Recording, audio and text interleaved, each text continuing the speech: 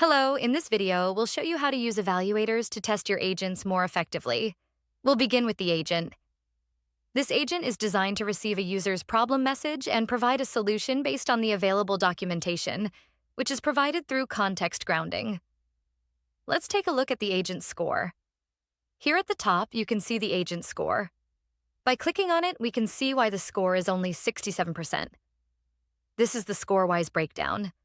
We have a good prompt, but we receive a low score for tools as our agent, for the purpose of this demonstration, doesn't incorporate any tools. In a real IT support scenario, your agent should connect to internal documentation resources or a ticketing application, which explains our low score in this area. Now, let's look at evaluations. We have a lower score here because our evaluation sets only have 4 data points, while the recommended length is more than 30. Keep this in mind when you're building agents for production use. Now, let's examine the evaluation set. We have the default set, which is currently empty, and another evaluation set with 4 data points. Please note that each evaluation has a clear, unique name. As we demonstrated in our previous video, this approach is particularly useful when dealing with multiple scenarios. For instance, if an agent's Excel evaluation scores poorly, it could indicate a problem with the documentation or how the agent interprets it. Now, let's proceed with an evaluation run. Once the evaluation is completed, we can review the score. In this case, the evaluation scored a commendable 95%. Let's delve deeper and compare the expected versus actual outcome. Even if they don't match word for word, the evaluation can still be deemed successful if the meaning is similar. You also have the opportunity to scrutinize the exact differences between the two. Now, let's examine the evaluator we're using. Here's the default evaluator. Before we proceed, it's important to understand the data points, as this will aid in setting up the evaluator.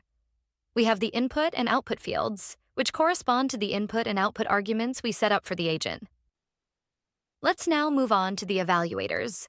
The evaluation set for this agent uses the default evaluator, which uses an LLM as a judge. It checks for semantic similarity, useful when the answer can be phrased differently but still mean the same thing. The type is custom, as it employs a prompt to evaluate the outputs. The current prompt generates a general semantic similarity evaluator, but it can be adjusted depending on the evaluation needs. For instance, for an IT support agent, we should strike a balance between accuracy and flexibility. For instance, if an agent suggests the wrong solution, this could cause a significant problem. However, valid responses can be worded differently. The structure also plays a crucial role. Let's make some changes. Paste the prompt provided in the course. This prompt is effective for IT support as it checks for accuracy and completeness, allows for rewording, and penalizes for missing or incorrect steps. Let's see how this impacts our evaluation set by running it again. Interestingly, not only did the improved evaluation set increase our execution time due to its detailed prompt, but it also resulted in a higher score.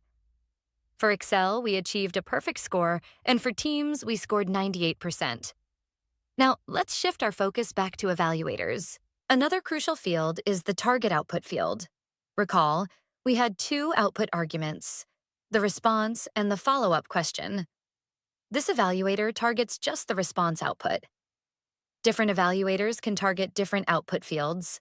Let's explore the other types of evaluators we have. Deterministic evaluators check if the actual output exactly matches the expected output. There's no room for flexibility or semantic interpretation. It's either an exact match, meaning the entire output matches character by character, or JSON similarity.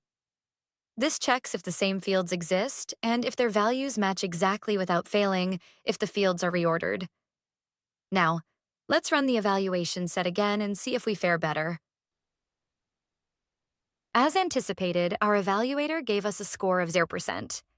This is because, as expected, we don't have an exact output.